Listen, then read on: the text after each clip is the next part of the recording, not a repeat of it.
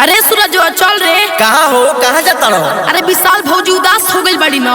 काहे रे, काहे उदास हो गई बड़ी? अरे विशाल भैया दिल्ली ना चल गई यही से। अच्छा ये बात बा। हाँ चल चल, होली के दिन भौजी के रंग लगा के खुश कर देवे के। खाली हमनिए के रे? अरे ना रे, ऋषि गोपिया ललुआ सब चलता सन, चल। अच्छा ठीक बात, चलो।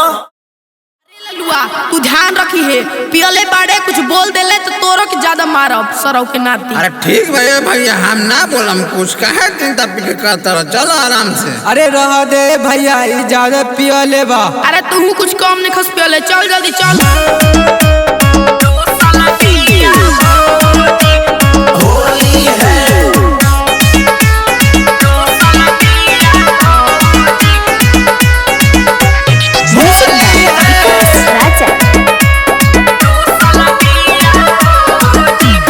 देखी रंग पानी के चढ़ल जवानी में गरम बिया भौजी।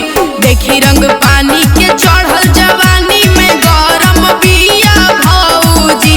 अरे गरम बिया भौजी, होलिया में भैया खातिर टूसल बिया भौजी।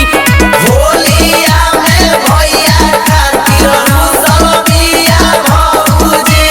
होलिया में भैया खातिर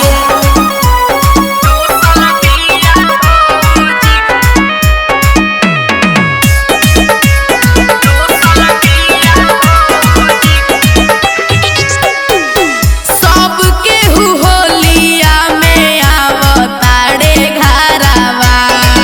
फगुआ में छोड़ी पिया जाताड़ बहरवा। सबके होलिया में आवताड़े घरवा। फगुआ में छोड़ी पिया जाताड़ बहरवा।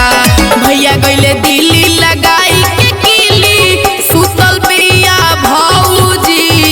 सुतल बिया भौजी। भैया गइले दिल्ली लगाई के किली, सुतल बिया भौजी।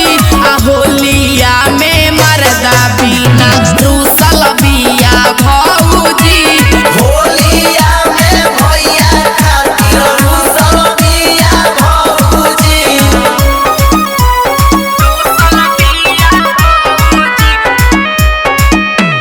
होली है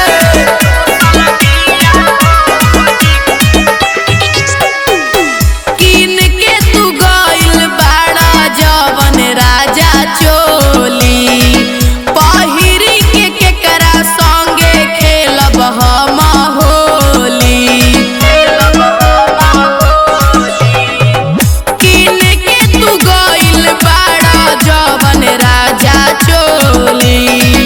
पहिरी के केकरा संगे खेलब हम होली। बोले न चाले कुछु न खाले, फूलल बिया भौजी। फूलल बिया ए भैया, बोले न चाले कुछु न खाले, फूलल बिया भौजी। आ होलिया में भैया बिना